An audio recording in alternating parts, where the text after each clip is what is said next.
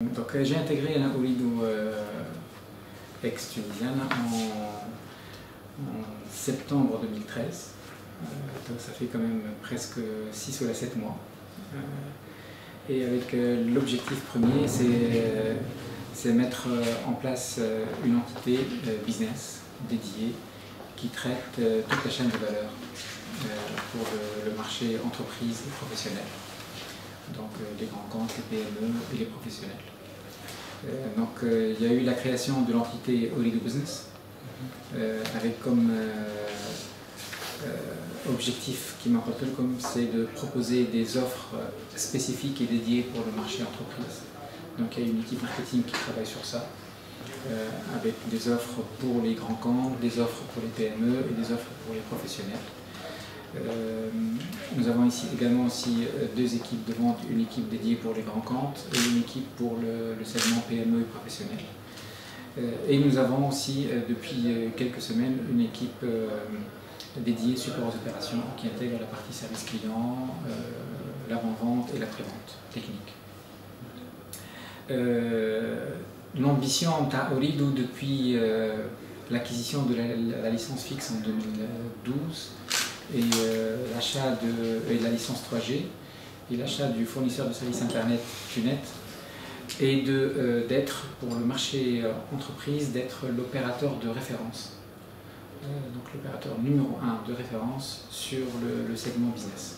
Donc Ooredoo Business, l'ambition Terra est claire pour l'année 2015, c'est d'être l'opérateur de référence. Nous avons commencé à travailler, nous sommes en train de développer un portefeuille d'offres très large. Aujourd'hui, après quelques mois de travail, nous avons la capacité aujourd'hui de proposer un panel d'offres aux entreprises très large et qui répond à tous les besoins des entreprises. Donc, en termes d'offres mobiles, en termes d'offres fixes, en termes de connectivité, interconnexion et Tawa récemment avec le cloud. Donc c'est ce qui est intéressant. L'objectif interne, c'est réellement de répondre à tous les besoins et d'apporter le conseil. C'est pour ça quand je dis d'opérateur de référence, notre rôle aujourd'hui, c'est d'accompagner les entreprises.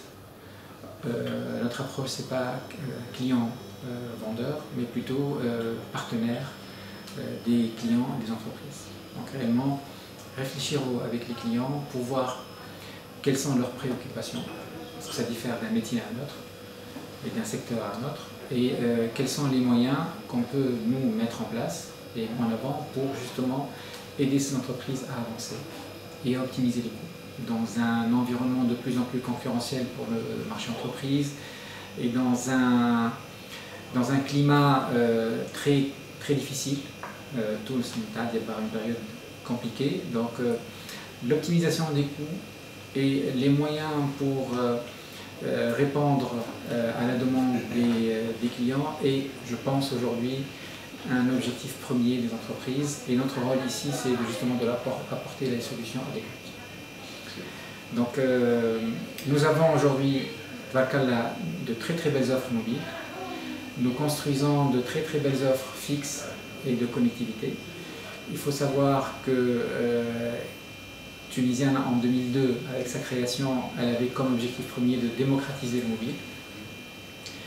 Alhamdoulilah, nous avons réussi à le faire. Je pense qu'aujourd'hui, il y a presque 2 Tunisiens sur 3 qui ont un mobile tunisien et maintenant Ooredoo.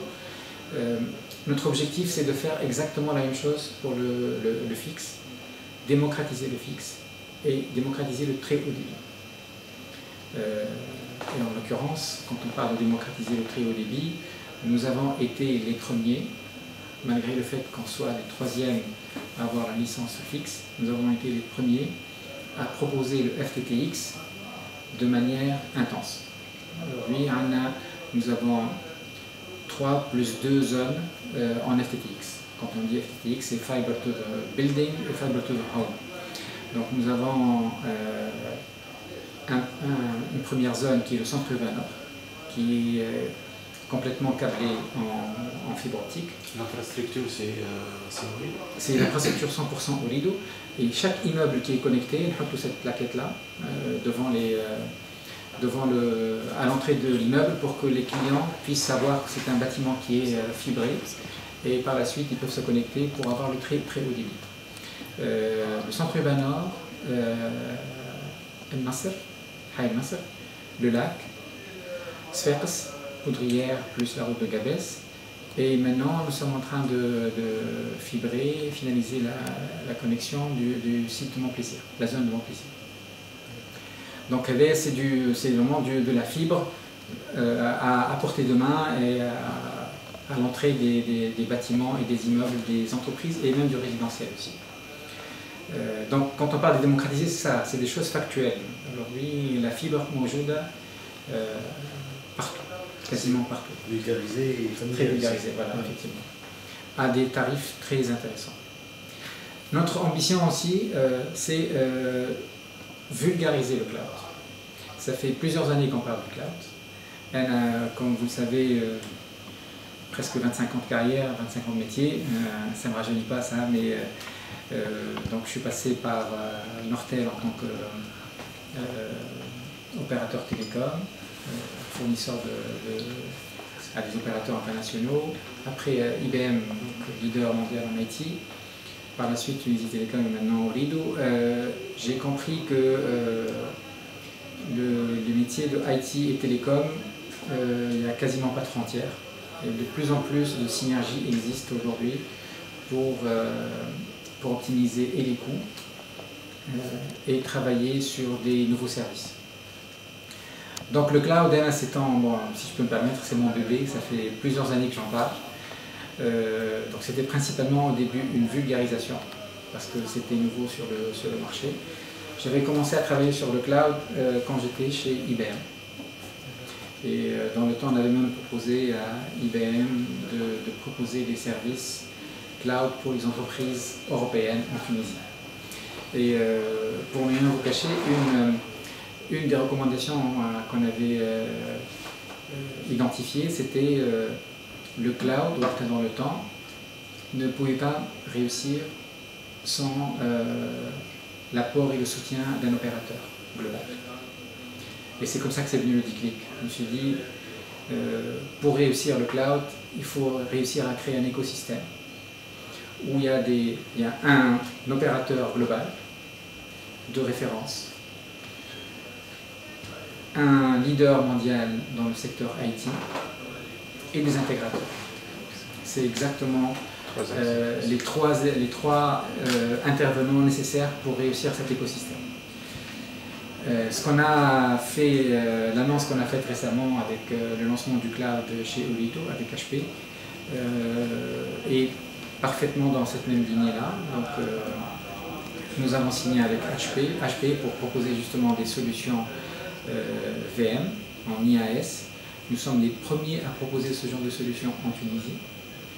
Donc, à travers HP, bien sûr. Avec HP. Avec HP. Avec HP dans notre data center. Donc en juin, l'acte à la parole. Ça fait à peu près 3 mois qu'on a annoncé qu'on va lancer le cloud. Aujourd'hui, c'est concret. Donc nous avons des offres aussi aujourd'hui en VM. L'idée, c'est que donc on va l'a lancé avec HP et les partenaires de HP sur le marché tunisien. Donc on va aller voir les clients, que ce soit de HP ou de Ooredoo, ensemble pour les proposer les services de IaaS dans le data center de Ooredoo. Franchement, c'est un démarrage. Ça reste encore un marché de niche.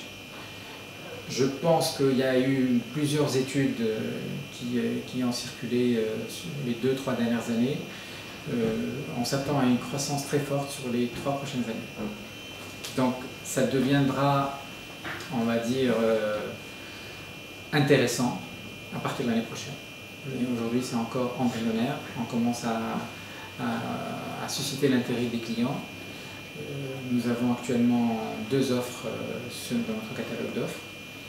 Si je prends la première offre qu'on a lancée, qui est une offre Software as a Service, le BeeMail, nous avons déjà 27 000 clients utilisateurs de la solution BeeMail. Pareillement, donc nous sommes leaders sur les offres BeeMail. qu'on a lancé il y a quelques mois déjà.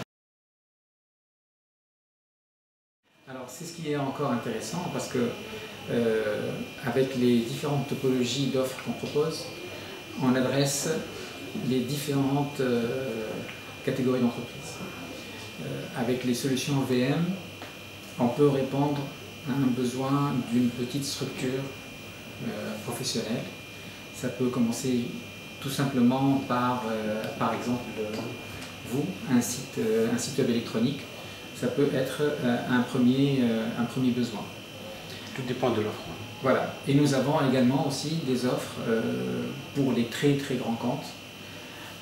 Et notre approche est un peu différente par rapport à ce qui se fait par ailleurs. Nous, on recommande vivement pour les très grands comptes et les grands comptes les solutions hybrides. Les idées convergent avec HP, nous avons la même approche. HP aussi, pour elle, il est très important de proposer aux clients des solutions cloud, mais de proposer en première étape des offres hybrides. Offres hybrides, ça veut dire une partie de l'information est hébergée chez le client et une deuxième partie hébergée chez l'opérateur. Oui, alors, et je saisis l'occasion pour remercier nos partenaires HP. Nous avons trouvé une manière, avec notre partenaire HP, d'investir de manière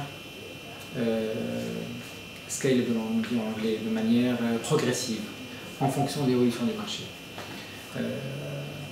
On n'a pas voulu investir lourdement en termes de hardware et de software pour derrière laisser l'infrastructure dormante pendant 1 an ou 2. Donc la technologie qui est proposée par HP nous permet justement d'investir au fur et à mesure en fonction de la demande. Franchement, sans langue de bois, je vais dire oui. Mais il y a toujours un mais. Je vais expliquer pourquoi. Je me rappelle très bien, j'étais en France, comment a démarré le cloud et surtout le désastre. En fait, ça a commencé avec le désastre télécom. Donc les projets de plans de repli et les sites de secours. Ça a commencé les années 90 avec le fameux incendie du Crédit Lyonnais, qui est devenu maintenant LCL. C'est le boulevard Haussmann, je crois. Donc il y a eu tout le siège du Crédit Lyonnais a été incendié, un feu immense. Et c'était en 94, 95, je crois, oui. Et dans les années 90, il n'y avait pas de plan de repli. C'était la panique totale. Et dans le temps, donc, le Crédit Lyonnais a réussi à se mettre d'accord avec IBM pour identifier rapidement un site de repli. C'était en banlieue parisienne, pour que les employés du Crédit Lyonnais s'installent, essaient de récupérer les données, pour que les salles de marché puissent fonctionner. Et je crois que ça s'est fait au bout de 72 heures, ce qui est énorme pour nous. Et je crois que c'est à partir de là, en France, que le déclic est venu pour l'importance du disaster recovery et des projets de repli. Je ne veux pas dire, et je ne vais pas dire qu'il fallait un choc ou un électrochoc similaire en Tunisie pour que les gens soient sensibilisés, mais je pense que ce qui s'est passé avec la Révolution, les gens ont été sensibilisés de l'importance d'avoir un moyen d'accéder à l'information et aux données d'entreprise à n'importe quel moment et par n'importe quel moyen. J'ai eu vraiment des cas, moi j'ai vécu avec nos partenaires et clients, plusieurs cas où ils étaient vraiment en mode panique le 14 janvier pour essayer de sauver les données et les récupérer par ailleurs. Parce que ou bien le site n'était pas accessible, ou bien le site était menacé. Et je pense que ça a été un déclic aussi pour justement entamer la réflexion sur les disaster recovery et les plans de repli. Par la suite, bien sûr, est venue les offres cloud en général, parce que quand on commence à parler de la possibilité, de l'importance de mettre en place des solutions de secours et de repli, viennent par la suite les solutions et l'importance de voir des solutions de IaaS et PaaS. Le SaaS, c'est un peu différent. Le SaaS, je pense que c'est plus l'importance et la nécessité d'optimiser les coûts. Avec la situation également économique des pays, les gens deviennent de plus en plus regardants sur l'intérêt d'investir dans des solutions software, CAPEX, OPEX. Et donc c'est pour ça que ça commence à marcher aujourd'hui en Tunisie. Rien que ce matin, les mêmes clients que j'ai vus il y a 2 ans et aujourd'hui n'ont pas la même réaction. Il y a peut-être 2 ans, ils m'écoutaient de manière intéressée, mais sans plus. C'est intéressant, on en parle dans quelques temps. Mais maintenant, factuellement, ils viennent nous voir. C'est eux qui viennent nous voir, qui nous disent on veut avancer et on veut aller vite et rapidement. Alors, l'idée d'être l'opérateur de référence et l'opérateur global, c'est justement pas seulement vendre des solutions cloud et proposer du software as a service, IaaS tout simplement, mais l'idée c'est proposer une offre globale, un package global. Aujourd'hui, quand je vais voir une entreprise multisite, je peux lui proposer de créer un VPN, c'est-à-dire un réseau fermé, un groupe fermé d'abonnés, mobile et fixe, parce que nous sommes capables de proposer des offres convergentes aujourd'hui. Et c'est ça la force des équipes marketing de Olido. On propose des offres convergentes fixes et mobiles, l'interconnexion des sites en très haut débit et la disponibilité de l'information chez le client et dans notre data center.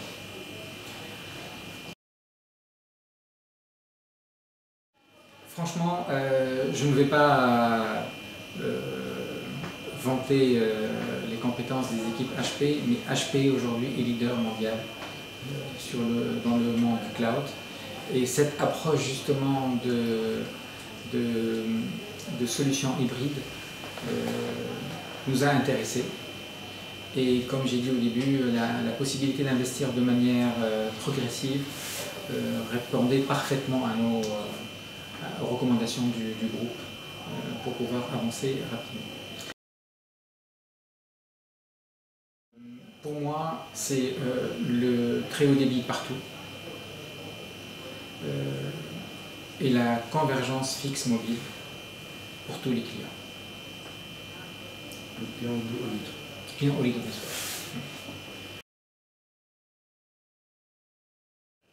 Mon rêve et mon souhait, c'est d'adresser le marché international. Mais l'idée aujourd'hui, c'est réussir le cloud en Tunisie. Je pense qu'on est sur la bonne voie parce que nous avons un retour très positif aujourd'hui.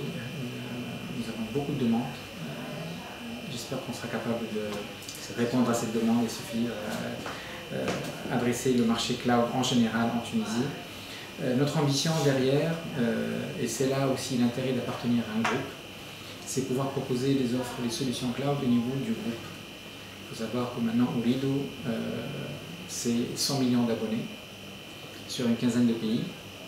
Donc on est capable de proposer des offres cloud pour le restant du groupe, sachant que, et ça, comme ça a toujours été le cas dans le groupe, Olido Tunisie a toujours été l'enfant innovant, on va dire, du groupe et avant-gardiste. Moi, ce que je dis, franchement, il y a de la place pour tout le monde. Et pour ne rien vous cacher, je suis même en train de réfléchir aujourd'hui à l'après 2015 et comment répondre à la demande de mes clients pour la partie cloud en 2016. Parce que je sais que mon data center, avec la demande que je suis en train de recevoir aujourd'hui, ne va pas suffire. Donc il y a de la place pour tout le monde, franchement. Et moi, je ne suis pas inquiet par rapport à la concurrence. Aujourd'hui, notre rôle, c'est de justement conseiller les clients avec toujours le même engagement qualité qui est très important pour nous. On laisse le choix aux clients, bien sûr, mais étant leader sur le marché, avoir démarré le premier sur le marché en termes d'offres cloud. Je pense qu'on a une avance certaine qui nous permettra justement d'adresser le marché rapidement et de répondre à la demande. Après, il y a les bons problèmes à résoudre, comment trouver, étendre notre solution, nos offres cloud et étendre notre capacité. Je pense que peut-être des alliances et des partenariats peuvent être la réponse à ce genre de problématique. Ooredoo a réussi sur le marché tunisien, sur le marché mobile, et a réussi à démocratiser le mobile,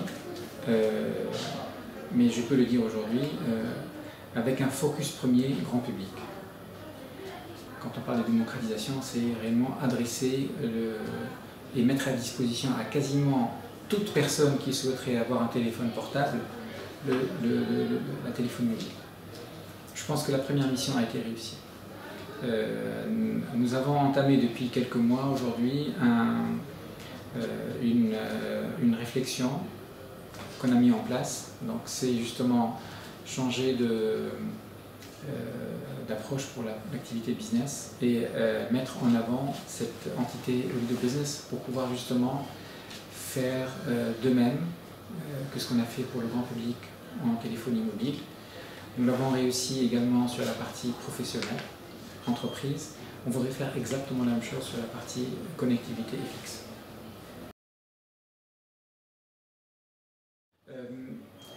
Moi, ce que je dis, en fait, je ne sais plus qui disait ça, pour aller plus loin, il faut être plus près. Nous avons entamé depuis le début de l'année des tournées à travers toute la République. Et organiser des séminaires, des workshops avec nos clients et nos prospects pour expliquer nos offres, montrer ce que nous savons faire, excusez-moi. Notre ambition avec l'arrivée du câble sous-marin qui sera opérationnel fin juin à Tchad, c'est compléter le catalogue d'offres et proposer une offre globale 100% Ooredoo. Et un exemple de la capacité de proposer des solutions innovantes par Ooredoo, c'est justement donc quand on décide de faire quelque chose, on l'a fait et rapidement avec le cloud, avec les solutions